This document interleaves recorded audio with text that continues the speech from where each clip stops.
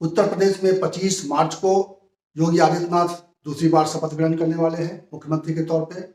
इस आयोजन की बड़ी तैयारी चल रही है। इस बीच विपक्ष ने भी अपनी तैयारी शुरू कर दी है। किस तरह की राजनीति आगे होगी उसके लिए तैयारी शुरू कर दी है। और आज जो सबसे बड़ी खबर आई है अखिलेश यादव के बारे में, वो ये कि अखिलेश यादव अब लोकसभा में नहीं रहेंगे। उन्होंने विधानसभा में विधायक के रूप में आगे अपनी राजनीति को करने का फैसला किया है। और ये बड़ी खबर है अपने आप में, क्योंकि उत्तर प्रदेश में इसको लेकर एक कयास लगातार चल रहा था। क्योंकि उत्तर प्रदेश में जब चुनाव हो रहे थे तो अखिलेश यादव मुख्यमंत्री का चेहरा थे और माना ये जा रहा था कि उनकी पार्टी को इस बार एक मजबूती के साथ चूंकि आगे बढ़ रही है तो सरकार बनेगी। लेकिन उनके अरमान पूरे नहीं हुए और देखा यह गया कि समाजवादी पार्टी को एक बड़ा झटका लगा है। हालांकि उनकी सीटें बढ़ गई हैं, उनके वोट बढ़ गए हैं और इसके साथ उनकी राजनीति भी आगे बढ़ गई है। तो ऐसे में अखिलेश यादव ने एक बड़ा फैसला करके चौंकाया है। उन्होंने लोकसभा सांसदी से इस्तीफा दे दिया है। आज वो लोकसभा के स्पीकर ओम बिरला के पास पहुंचे और उन्होंने अपना लोकसभा से इस्तीफा सौंप दिया उनको। अखिलेश यादव का ये फैसला बेहद अहम माना जा रहा है, क्योंकि विधानसभा में उनके 111 विधायक चुनकर आए हैं। इसके अलावा उनके जो गठबंधन के दल थे उनको भी अच्छी कामयाबी मिली है। राष्ट्रीय लोक दल को 8 सीटें मिली हैं, जबकि सुहेलदेव भारतीय समाज पार्टी को 6 सीटें मिली। इस तरह से विधानसभा में इस बार विपक्ष काफी मजबूत रहेगा। समाजवादी पार्टी के साथ सुहेलदेव भारतीय समाज पार्टी और रालोद का गठबंधन अभी तक चल रहा है। हालांकि रालोद के एक बड़े नेता ने, उत्तर प्रदेश के अध्यक्ष ने रालोद के एक चिट्ठी लिखकर अखिलेश यादव और जयंत चौधरी पर कई तरह के आरोप लगाए थे और ये भी आरोप लगाए थे कि उन्होंने टिकटों के बंटवारे में पैसे लिए हैं। हालांकि इन आरोपों का अभी तक कोई खास असर दिखाई नहीं दिया और अभी तक ऐसा माना जा रहा है कि इन दोनों दलों का गठबंधन, तीनों दलों का गठबंधन आगे भी जारी रहेगा। जिस तरह के बयान आ रहे हैं ओम प्रकाश राजभर के या जिस तरह के आभास मिल रहे हैं जयंत चौधरी की ओर से, इससे लगता नहीं है कि विपक्ष फिलहाल समाजवादी पार्टी का जो गठबंधन है आगे कहीं कोई उसको दिक्कत है। लेकिन अब यह है कि उत्तर प्रदेश में जैसे विधानसभा सत्र शुरू होगा और पहला सत्र शुरू होगा तो देखने में यही आएगा कि विपक्ष काफी मजबूती से अपनी बात रख सकता है, क्योंकि उनकी संख्या बड़ी है, उनकी संख्या भारी है। यहाँ ये बताना जरूरी है कि अखिलेश यादव ने पिछला चुनाव, लोकसभा का चुनाव आजमगढ़ से जीता था। तब उनका बसपा के साथ समझौता था और उन्होंने उत्तर प्रदेश में समाजवादी पार्टी ने 5 सीटें जीती थी, जबकि बसपा को 10 सीटों पर कामयाबी मिली थी। इसके बावजूद अखिलेश यादव ने आज फैसला किया कि वो अब लोकसभा में नहीं रहेंगे और अब वो विधानसभा में विपक्ष के नेता के तौर पर रहते हैं या किस रूप में रहते हैं देखने वाली बात होगी। क्योंकि समाजवादी पार्टी के विपक्ष के नेता राम गोविंद चौधरी चुनाव हार गए हैं। ऐसे में अभी ये सामने आना बाकी है कि अखिलेश यादव क्या सदन में विपक्ष के नेता के तौर पर काम करेंगे या क्या भूमिका उनकी रहेगी, अभी ये स्पष्ट नहीं है। लेकिन एक बड़ा फैसला उनकी ओर से आया है कि वो अब विधानसभा की राजनीति करेंगे, उत्तर प्रदेश की राजनीति करेंगे। और अब बढ़ते हैं अगली खबर की ओर। आज भी एटा से एक ऐसी तस्वीर सामने आई है जो लोकतंत्र के लिए शर्मनाक है। समाजवादी पार्टी के एमएलसी के कैंडिडेट उदयवीर सिंह के साथ हाथापाई की तस्वीर आई है। इस वक्त आपके स्क्रीन पर ये तस्वीर आप देख पा रहे हैं। इस तस्वीर से साफ है कि जब वो अपना नामांकन जो उन्होंने भरा था उस नामांकन की आज जांच होनी थी और उसी को जांच को देखने के लिए वो पहुंचे थे। लेकिन उनके साथ किस तरह की अभद्रता की गई और उनके साथ जो उनके समर्थक थे उनके साथ किस तरह से मारपीट की गई।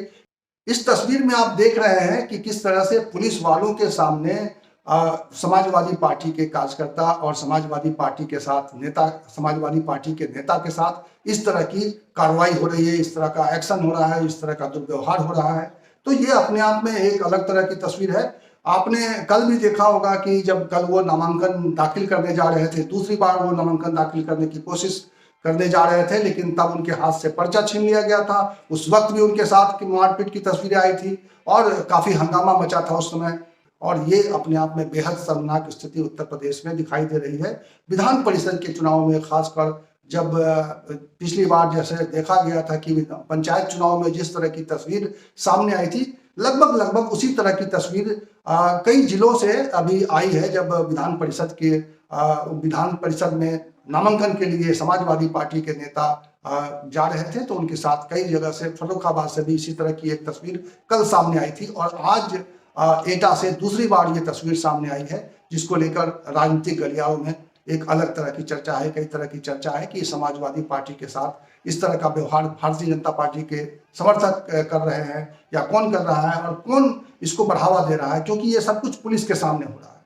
तो अपने आप में ये एक गंभीर सवाल है कि उत्तर प्रदेश में आगे जो है राजनीति कितनी घनघोर होने वाली है, किस तरह की राजनीति होने वाली है, ये विधानसभा सत्र से पहले ही नजर आ रहा है। और विधान परिषद चुनाव में इस तरह की गर्मा गर्मी इससे पहले भी शायद होती रही है, लेकिन अभी जो तस्वीरें आ रही हैं ये कुछ ज्यादा ही गंभीर और चिंताजनक है। एक तरफ समाजवादी पार्टी और भारतीय जनता पार्टी के बीच में राजनीति चल रही है, तो दूसरी तरफ बसपा भी इस मैदान में कूद पड़ी है। और आज बसपा सुप्रीमो मायावती ने 2 ट्वीट किए हैं और 2 ट्वीट के जरिए उन्होंने अखिलेश यादव पर और मुलायम सिंह यादव पर हमले किए हैं।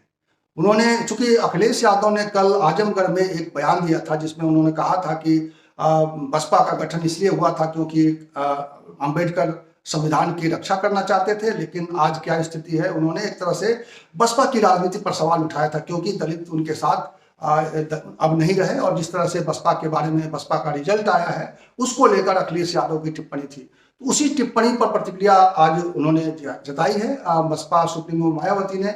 और उन्होंने 2 लगातार ट्वीट किए हैं और दोनों ट्वीट में, पहले ट्वीट में उन्होंने अखिलेश यादव पर हमला बोला है और उन्होंने कहा है कि अंबेडकरवादी कभी भी अखिलेश यादव पर भरोसा नहीं कर सकते, क्योंकि उन्होंने अपने कार्यकाल में अंबेडकर के नाम से तमाम जो संगठन हैं उनके नाम बदल दिए थे और इसीलिए अंबेडकरवादी कभी भी अखिलेश यादव को माफ नहीं कर सकते। तो एक मायावती ने अखिलेश यादव पर हमला बोला, दूसरी तरफ उन्होंने सपा सुप्रीमो मुलायम सिंह यादव पर भी हमला बोला। उन्होंने कहा कि सपा के संरक्षक मुलायम सिंह यादव वो पिछली बार जब शपथ ग्रहण हुआ था योगी आदित्यनाथ का, तो उसमें अखिलेश यादव को लेकर गए थे और उनको भारतीय जनता पार्टी का आशीर्वाद दिलवाया था।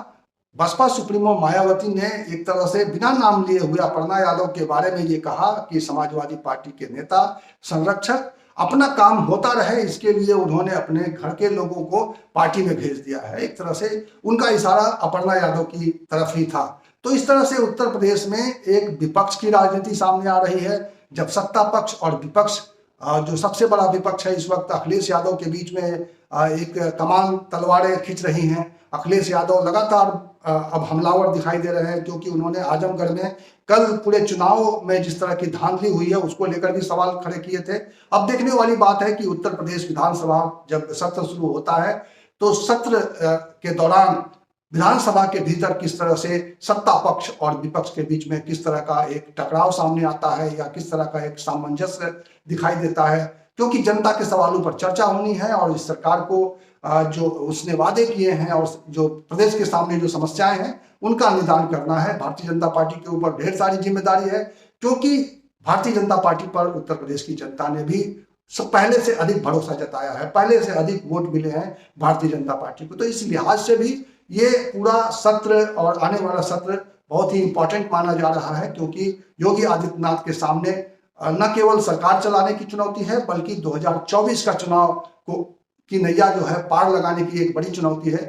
तो जाहिर तौर पे उत्तर प्रदेश किस तरह से अपनी भूमिका लोकसभा के चुनाव में निभाएगा, इसको लेकर एक तैयारी चल रही है। और इसीलिए माना यह जा रहा है कि 25 मार्च को जो शपथ ग्रहण कार्यक्रम है, जिसमें प्रधानमंत्री भी आ रहे हैं, भारतीय जनता पार्टी के शीर्ष नेता आ रहे हैं, राष्ट्रीय अध्यक्ष जेपी नड्डा आ रहे हैं, गृह मंत्री अमित शाह भी शायद आएंगे। तो इस तरह से एक बड़ी सूची है जिसमें वहां पे एक बड़ी शिरकत होनी है, जिसमें भारतीय जनता पार्टी के शीर्ष नेतृत्व और उसके अलावा संत महंत भी आ रहे हैं। भारतीय जनता पार्टी के पूरे प्रदेश के कार्यकर्ता उसमें जुट रहे हैं, क्योंकि कार्यकर्ताओं को भी एक मैसेज देना है कि आगे हम लोगों को मिलजुल कर काम करना है। 2024 की चुनौती है और उस चुनौती से पार करने के लिए न केवल एक शपथ ग्रहण समारोह में एक ऐसा आभास देने की कोशिश की जा रही है कि आगे आने वाली सरकार पूरी जिम्मेदारी के साथ काम करने जा रही है, पूरी जिम्मेदारी समझ रही है और इस जिम्मेदारी को पूरा करने के लिए जाहिर है कि विधानसभा में भी कई ऐसे सवाल सामने आएंगे, कई ऐसे महत्वपूर्ण फैसले सामने आएंगे जो योगी आदित्यनाथ की सरकार का चेहरा स्पष्ट करेंगे, उनके कामकाज को लेकर एक नई धारणा बनाएंगे। क्योंकि 2024 की चुनौती भारतीय जनता पार्टी और योगी सरकार के लिए फिलहाल एक बड़ी चुनौती होगी और इसीलिए माना जा रहा है कि जो मंत्रिमंडल का चेहरा होगा इसमें इस बात को खास तौर पर ध्यान में रखा जाएगा ताकि एक संदेश समाज में भी जाए ताकि एक संदेश उत्तर प्रदेश के लोगों में भी जाए, ताकि एक संदेश उत्तर प्रदेश में भारतीय जनता पार्टी के कार्यकर्ताओं में भी जाए। तो एक बड़ी तैयारी है, एक बड़ा मसला है और 2024 का चुनाव करीब है। अगर भारतीय जनता पार्टी के लिहाज से देखें तो जिस तरीके से भारतीय जनता पार्टी समय से पहले तैयारियों में जुट जाती है, उस लिहाज से भारतीय जनता पार्टी आपको दिखाई देगा कि 2022 के 25 मार्च से ही उसने अपना एक रोड मैप तैयार कर लिया है, उसने अपना एक रास्ता अख्तियार कर लिया है और उसी रास्ते पर आगे बढ़ते हुए वह विपक्ष के तमाम सवालों का जवाब देने के लिए पूरी तरह से तैयार दिखाई देगा। इस वीडियो में इतना ही। इसी तरह की चर्चा के साथ, इसी तरह के विमर्श के साथ मैं मिलूंगा आपको अगले वीडियो में। तब तक के लिए नमस्कार।